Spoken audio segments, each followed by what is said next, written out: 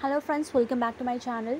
सो फिलहाल का टॉपिक ये है कि fees and charges of the HDFC bank Regalia credit card क्या होते हैं। अगर आपके पास एचडीएफसी बैंक का रिगालिया क्रेडिट कार्ड है तो उसके फ़ीस क्या होते हैं, उसके चार्जेस क्या होते हैं।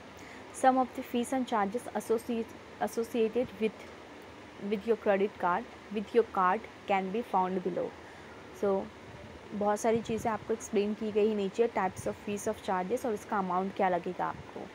आप यहाँ पे देख सकते हो कि अगर आप एचडीएफसी बैंक का क्रेडिट कार्ड अगर न्यूली लेते हो तो उसका स्टार्टिंग में आपको जॉइनिंग फ़ीस लगता है जो होता है 2500। स्टार्टिंग में आपको 3 मंथ्स के अंदर अंदर आपको जॉइनिंग फ़ी लग जाएगा। आपने नया कार्ड लिया है, जैसे आपको 1 साल कंप्लीट होने आएगा वैसे आपको रिन्यूअल फ़ी लग जाएगा 2500। यानी कि 1 साल में आपको 2 चार्जेस लग जाते हैं। एक जॉइनिंग फ़ीस स्टार्टिंग में लग जाता है और 1 मंथ ईयर के एंड में 2500 रिन्यूअल फ़ी लग जाता है। अगर आपका कार्ड लाइफ टाइम फ्री नहीं है तो लाइफ टाइम फ्री है तो नहीं लगेगा। एंड मिनिमम रीपेमेंट अमाउंट क्या होता है 5% और मैक्सिमम ऑफ ₹200। आपने क्रेडिट कार्ड यूज़ किया है, ले रहे हो, अगर आप क्रेडिट कार्ड का बिल पूरा नहीं भर पा रहे हो तो मिनिमम अमाउंट कितना होता है 5% या फिर 5% या फिर अगर 5% कम आ रहा है तो 200 भर सकते हो। या तो 200 अमाउंट भर सकते हो या तो 200 से अगर ज़्यादा आ रहा है तो उसका 5% आपको कैलकुलेट करके भरना होगा। ये आपको समझ रहा है कि नहीं समझ रहा मैं बता नहीं पाऊँगी, मैं आपको वापस एक्सप्लेन करती हूँ।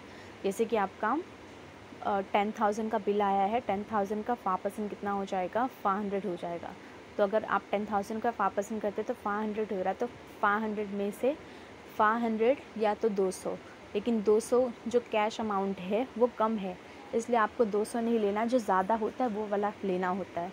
तो 500 ज़्यादा हो रहा है तो 500 आपको पे करना होगा। अगर आप क्रेडिट कार्ड का अमाउंट पे करना चाहते हो तो पूरा नहीं पे कर पा रहे तो आपको उसका 5% पे करना होगा। सेकेंड थिंग ये है कि अगर 5% उसका 500 ना आकर के 100 आ रहा है या फिर 150 आ रहा है तो आपको 100 या 150 नहीं पे करना, आपको फिर 200 पे करना है। यानी कि जो भी आपका हायर अमाउंट आता है, 5% अगर हायर आता है तो वो पे करना है। अगर 200 हायर आता है 5% के कंपेयर में तो आपको वो पे करना है। कैश विड्रॉवल फ़ी, बहुत लोगों को ये क्वेरी होती है, बहुत लोगों को ये क्वेश्चन होता है कि अगर वो कैश विड्रॉ करते हैं आपके क्रेडिट कार्ड से तो उनको कितना फ़ी लगेगा। तो उनको 2.5% का विड्रॉन अमाउंट का फ़ीस लगेगा। उन्होंने जितना भी कैश विड्रॉ किया है उस कैश पे उनको 2.5% का चार्जेस लगेगा या फिर आपको 500 का चार्जेस लगेगा। 2.5% उस कैश पे करने पे अगर आपको 400 आता है और दूसरा ऑप्शन आपको मिनिमम 500 दिया तो आपको 500 पे करना पड़ेगा। एंड 2.5% उस कैश का कैलकुलेशन करने पे अगर आपको 600, 800, 900, 1000 आता है तो आपको 500 ना भर करके 1000 भरना होगा, जो कि आपको 2.5% पे आ रहा है। कैश एडवांस लिमिट कितना होता है कि आप कैश एडवांस कितना निकाल सकते हो 40% ऑफ क्रेडिट लिमिट। मान लीजिए आपका क्रेडिट लिमिट जो है वो 10,000 है, 10,000 का आप बस 40,000 ही निकाल सकते हो एडवांस में। और क्वेश्चंस है रिवॉर्ड रिडम्पशन फ़ी। अगर आप रिवॉर्ड को जो आपने रिवॉर्ड कलेक्ट किए हैं पेमेंट करके ट्रांजैक्शंस करके अगर आप उसे रिडीम करते हो तो उसका कोई फ़ीस लगता है क्या? कोई भी फ़ीस नहीं लगता, ये नील होता है, ज़ीरो होता है, कुछ नहीं लगता है। ऐड ऑन कार्ड चार्जेस कितने लगते हैं? ऐड ऑन कार्ड के भी कोई चार्जेस नहीं है, तो वो भी फ्री ऑफ कॉस्ट होता है। फॉरेन करेंसी मार्कअप कितना लगता है? फॉरेन करेंसी मार्कअप आपको 2% यहाँ पे मिल जाता है, जो कि एक बेनिफिट होता है फॉरेन करेंसी मार्कअप का रिगालिया क्रेडिट कार्ड के ऊपर। लेट पेमेंट चार्जेस, अगर आपने कैश निकाला और आप उसे प्रॉपर पे नहीं कर रहे हो तो उसके चार्जेस कितने लगते हैं? अगर आपने 100 रुपया से कम निकाला है तो आपको कोई चार्जेस नहीं लगेगा। अगर आपने 100 रुपया या फिर 500 तक का अमाउंट निकाला तो आपको 100 रुपये चार्जेस लगेंगे कैश विड्रॉन के ऊपर। और अगर आपने 500 या 5,000 का अमाउंट निकाला है तो आपको 500 रुपये का चार्जेस लगेगा। और अगर आपने 5,001 से लेकर के 10,000 तक का अमाउंट निकाला तो आपको 600 लगेगा। 10,000 से 1 रुपया भी ज़्यादा है या फिर 25,000 के बीच में है तो आपको 800 लगेगा। एंड 25,000 एग्जैक्ट या फिर 25,000 के बीच से लेकर के 50,000 तक का है तो 1,100 लगेगा। एंड 50,000 के ऊपर है तो आपको 1,300 लगेगा। तो ये आपके लेट पेमेंट चार्जेस है कैश विड्रॉन के ऊपर। ओवर लिमिट चार्जेस, अगर आपने ओवर लिमिट चार्जेस यानी कि जो लिमिट दी गई उससे ज़्यादा कैश निकाला है तो आपको उसके ऊपर कितना चार्जेस लगेगा।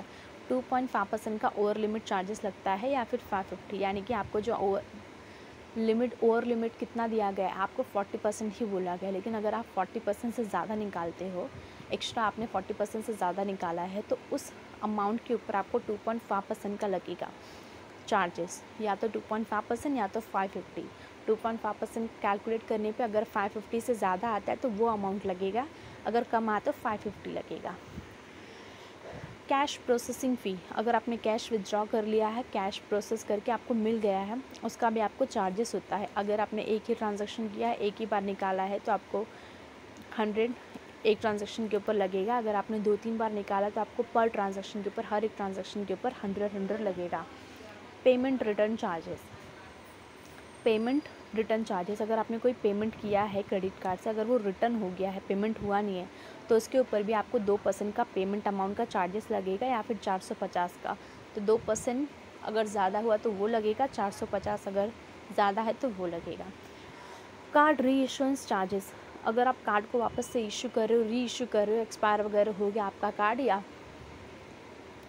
इस सिचुएशन में, तो आपको 100 पर इंस्टेंस लगेगा। आप जितने बार भी कार्ड रीइश्यूएंस कराओगे, आपको हर बार 100 अमाउंट का चार्जेस लगेगा। एंड डुप्लीकेट स्टेटमेंट बनाते हो अगर आपके क्रेडिट कार्ड का, तो भी आपको 10 रुपये का चार्जेस लगता है। तो ये थे कुछ डिटेल्स, अगर आप कैश विथड्रॉ करते हो तो क्या आपको चार्जेस लगते हैं, fees and charges of HDFC bank Regalia credit का। So thank you so much guys, आज के लिए इतना ही।